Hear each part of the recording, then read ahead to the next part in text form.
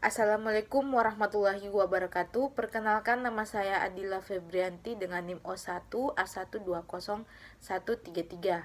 Nah, pada kesempatan kali ini saya akan memenuhi tugas mata kuliah farmakognosi dengan mempresentasikan penjelasan mengenai senyawa fenolik dan flavonoid. Baik, adapun pada kesempatan kali ini ada beberapa pokok pembahasan yang akan saya bahas, yaitu yang pertama mengenai definisi, yang kedua klasifikasi, yang ketiga identifikasi atau analisis, dan yang keempat mengenai gambaran proses biosintesis. Baik, langsung saja. Yang pertama yang akan saya bahas mengenai definisi. Definisi dari flavonoid adalah merupakan senyawa fenol dan termasuk salah satu metabolit sekunder pada tumbuhan yang berfungsi sebagai antioksidan. Nah, sedangkan flavonoid merupakan salah satu golongan metabolit sekunder yang dihasilkan oleh tanaman yang termasuk dalam kelompok besar polifenol. Nah, senyawa ini terdapat pada semua bagian tanaman yang termasuk daun, akar, kayu, kulit, tepung sari, nektar, bunga, buah, dan biji. Nah, flavonoid ini juga mempunyai kemampuan sebagai penangkap radikal bebas yang dapat menghambat oksida lipid.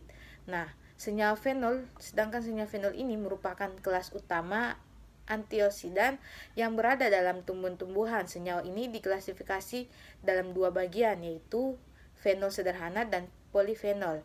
Nah, senyawa fenol merupakan atau meliputi aneka ragam senyawa yang berasal dari tumbuhan yang memiliki ciri sama, yaitu cincin aromatik yang mengandung satu atau dua penyuli hidroksil.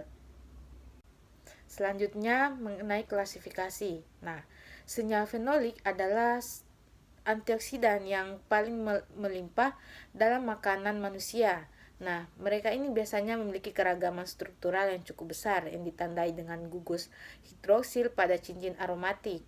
Nah, menurut jumlah cincin fenol dan elemen struktural yang mengikat cincin satu sama lain, senyawa tersebut dikelompokkan dan diklasifikasikan sebagai fenol sederhana, asam fenolik, flavonoid, xanthan, stibelnes, dan lignan. Setiap kelompok memiliki mekanisme aksi yang berbeda yang berkorelasi dengan spesifisitas struktural yang memberikan sifat antioksidan pada senyawa. Nah, mereka bertindak terutama dalam mengais spesies reaktif oksigen, nitrogen, dan klorin, atau juga dapat mengkelat ion logam, bertindak baik dalam tahap inisiasi dan dalam propagasi proses oksidatif. Nah, metode in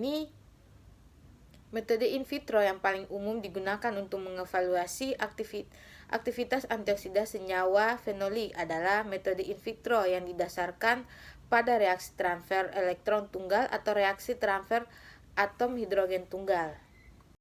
Nah, adapun identifikasinya, identifikasi senyawa fenol ekstrak teki menggunakan GCMS menunjukkan bahwa keseluruhan perlakuan mengandung senyawa fenol. Nah, senyawa fenol 2,6 dimetil soksi ditemukan pada semua aksesi, sedangkan jenis senyawa fenol terbanyak terdapat pada perlakuan aksesi Cianjur 1140 mdpl, yaitu 2 furanmetanol, 1,4 benzendiol, 2 metosi, 4 filipenol, penol, 2,6 dimoksi sringit acid, dan 3 hidroksi benzoid benzonic acid. Nah, hal ini diduga karena aksesi Cianjur berada pada dataran tinggi dengan faktor lingkungan yang dominan, yaitu suhu yang relatif rendah, sehingga menginduksi pembentukan senyawa metabolit sekunder. Nah, adapun menurut Rama Krishna dan Ravi Shankar 2011, stres suhu rendah mengakibatkan peningkatan produksi senyawa fenol. Nah, Miskalat 2006 juga menyatakan bahwa sintesis isoflavon dan flavonoid yang lain diinduksi ketika tumbuhan terinfeksi, luka di bawah suhu rendah, atau kondisi nutrisi yang rendah. Selain fenol juga golongan senyawa lain, yaitu senyawa fural, juga ditemukan dan terdapat pada seluruh aksesi. Nah, menurut Safek et al. 2015, senyawa furfuran mempunyai berperan dalam membantu penetrasi herbisida ke dalam struktur daun. Nah, baik, selanjutnya mengenai analisis. Nah, analisis flavonoid, karena flavonoid ini ada di mana-mana dalam sayuran, flavonoquercetin, camphorol, myricetin, dan flavon, epigenin, dan lutein dikodifikasi dalam ekstrak sayuran sesuai dengan metode Hertog-Hollmann dan Venema 1992. Nah, sayuran yang diliofilisasi 0,5 atau 1 gram diekstraksi selama 1 jam pada 50 derajat Celcius. Dalam 50% metanol mengandung 1,2 mHcl dan 0,5 GTBHQ. Ekstrak diizinkan hingga dingin dan larutan dibuat hingga 100 ml dengan metanol sekitar 2 ml disaring melalui 0,4 filter dan 20 disuntikan ke sebuah HPLCLC 2040 Shimanzu, kota Jepang. Nah, dilengkapi dengan detektor UV Hewlett Packard Series 1100, engine teknologis Insata Claret, dan pengembangan fast terbalik klosil EDSUG 3 kolom 4,6 mm 7 mm nomor Semilkal Seto Jepang, dan dielusi dengan asetonitril 25% isokarat dalam 0,025 mkh2 PO4 pada laju alir 0,9 ml per menit. Nah, flavonoid adalah kuantitas fiktif atas dasar perbandingan dengan standar pada 370 nm. Nah, batas-batasnya terdeteksi di G per ml pada kolom adalah 0,2 quercetin, 0,04 untuk camphorol, 0,03 untuk myricetin, 0,19 untuk epigenin, dan 0,04 untuk luteolin. Persamaan regresi kurva standar adalah Y sama dengan 114,2 X 25,8 untuk quercetin, Y sama dengan 67,60 X 17,8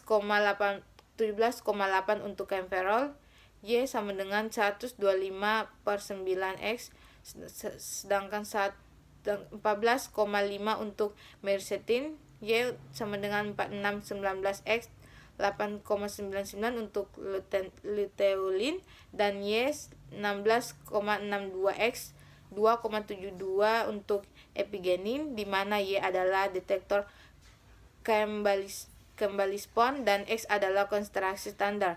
Untuk persamaan regresiton R2 nilai adalah 4,999. CF antar dan interaksi assay untuk kuantifikasi berkisar dari 1,9 hingga 4,8 dan 3,7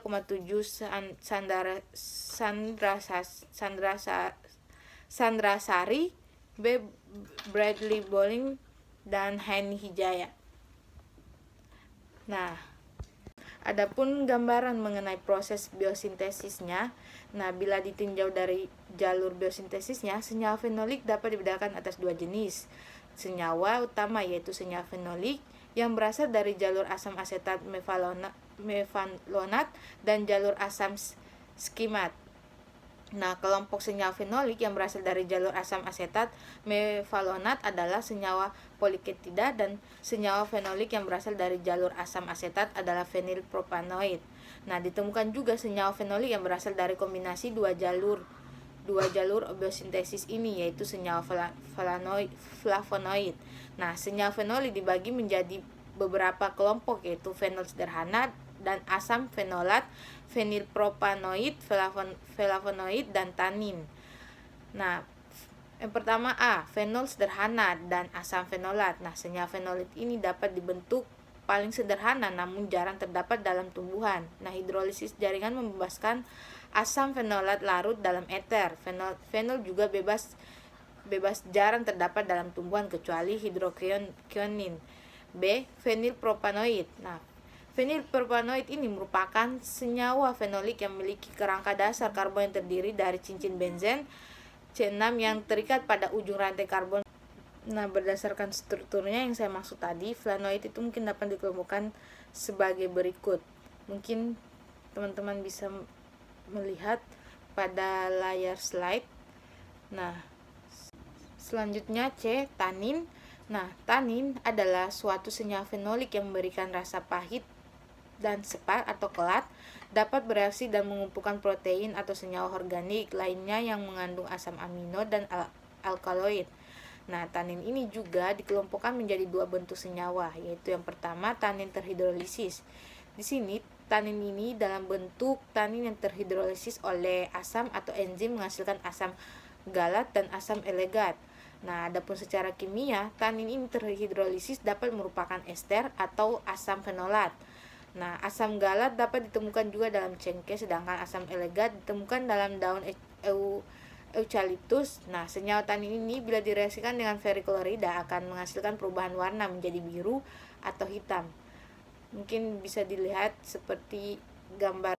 Selanjutnya yang kedua, tanin terkondensasi. Nah, tanin jenis ini resisten terhadap reaksi hidrolisis dan biasanya ini diturunkan dari senyawa flavanol, katekin, dan flavan 3,4 diol. Nah, pada penambahan asam atau enzim, senyawa ini akan terdekomposisi menjadi propalben.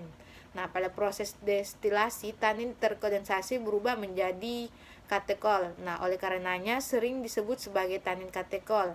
Nah, tanin jenis ini juga ditemukan dalam kayu pohon kina dan daun teh. Nah, tanin juga terkondensasi akan menghasilkan senyawa berwarna hijau ketika ditambahkan dengan ferriklorida.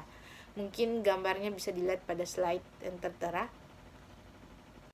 Baik, adapun referensi yang saya dapat mungkin bisa dilihat pada layar. Dan sekian dari saya. Wassalamualaikum warahmatullahi wabarakatuh.